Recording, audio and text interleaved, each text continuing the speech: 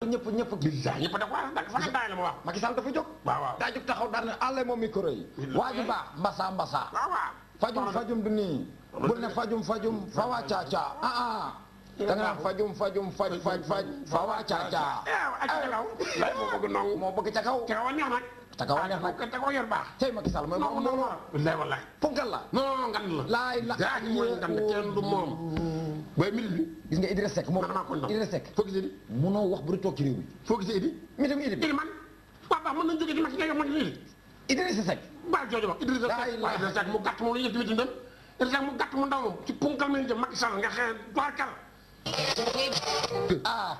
parce que là borom birthday bi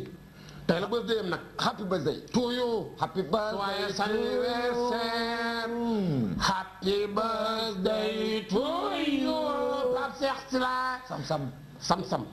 laa ko tuddee daa lewet waaw lewet doomu sax journaliste yi adduna bi yëpp moo ci gën a lewet xam nga bu invité nit nu muy def loo bëgg a wax ça va monsieur le président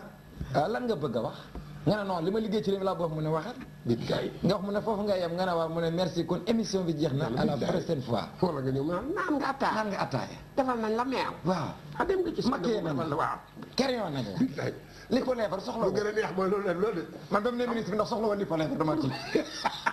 waaw daal nga laaj kay te mu fàtte mu fàtte ko si moom xanaa xam nga Amérique xamoon na ci benn ministre ministre bi fii yëpp xonk ndax Pape Cheikh Sylla moo li ko leefar ministre bi waaw jàmm Macky Sall def rek fekk ma leen diw ko moom il a Pape Cheikh Sylla kon nag jërë ngeen jëf gaay wa salaam man doxum looy def ak xam salaamaaleykum maaleykum salaam ñam baal baax dama xam Macky Sall laa Happy birthday to you, Pape Cheikh.